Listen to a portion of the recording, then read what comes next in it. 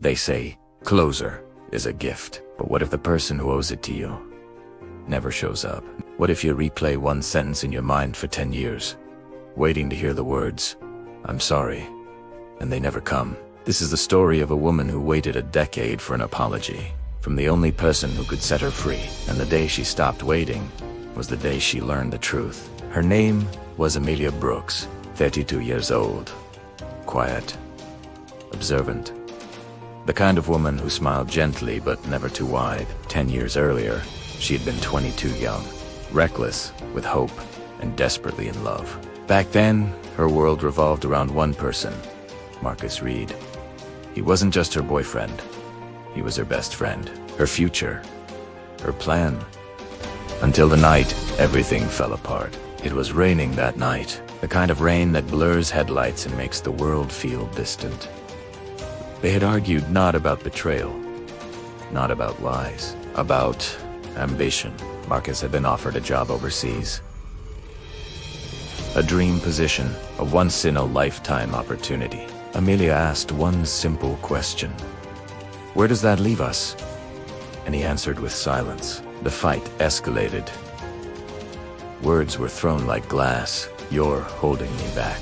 He snapped. The sentence hit harder than any slap could. She stepped out of the car. He didn't follow. He didn't stop her. Edrab Hawaii. And he never came back. No goodbye. No explanation. No apology. For weeks, Amelia waited. She checked her phone every 5 minutes, listened for footsteps outside her apartment, jumped at every unknown number. Nothing. Then she heard from a mutual friend. Marcus had moved, left the country 2 days after the fight. He didn't even tell her. That was the part that shattered her. Not that he left, but that she didn't matter enough to explain. For years, she carried that night inside her like a splinter under the skin. At birthdays, she wondered if he remembered hers. At New Year's, she imagined him typing a message, deleting it. She rehearsed their future conversation in the shower. "You hurt me. I know. I'm sorry." But real life stayed silent. 10 years later, Amelia is stronger, colder, maybe.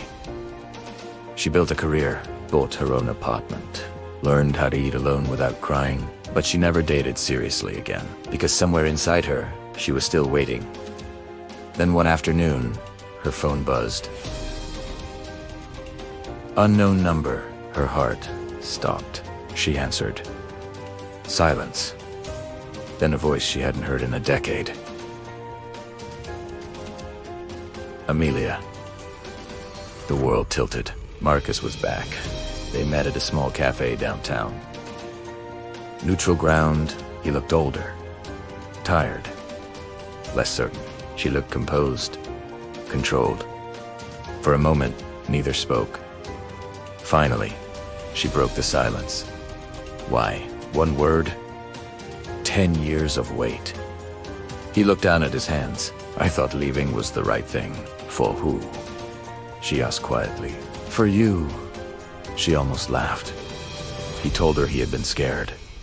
Scared of failing, scared of choosing love over ambition, scared that if he stayed, he would resent her. So he left before he could. "I didn't know how to say goodbye," he admitted. And saying nothing was easier. Her voice trembled.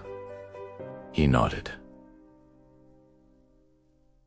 There it was, not cruelty, cowardice.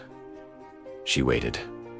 This was the moment, the apology she had rehearsed in her head for 10 years.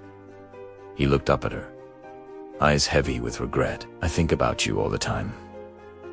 But he never said the words, not once. "No, I'm sorry." Instead, he said, "I hope you understand." And in that moment, something inside her shifted. She realized he hadn't come back to apologize. He had come back to feel forgiven. There's a difference. Amelia stood up, for the first time in 10 years. She wasn't shaking. "I waited for you to say 2 words, she said softly. "You never did." He opened his mouth, but she didn't give him the chance. "I forgive you," she continued, his eyes filled with relief. But then she added, not because you asked, because I'm tired of carrying what you dropped. She left the cafe. This time, she didn't look back. Closure didn't come from him. It came from her. The apology she waited a decade for never came. And somehow, she didn't need it anymore. Because sometimes healing begins the moment you stop waiting for someone else to admit they broke you. Have you ever waited for an apology that never came? And if it never does, would you still know how to let go?